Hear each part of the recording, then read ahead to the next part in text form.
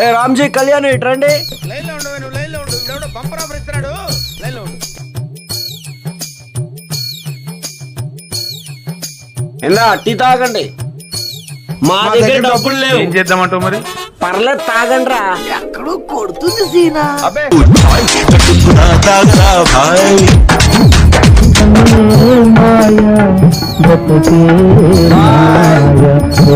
వెళ్ళిపోతున్నారే. అవుతుంది అన్నిసార్లు అడిగారు. చెప్పాం కదా డబ్బులు లేవని. ఎవరు మోసం చేయలేదు. దున్నపోతుల్లాగా ఉన్నారా? కప్పులేరండి. అరే నా కొడుక ఓట్లు వెళ్ళి నా కొడుక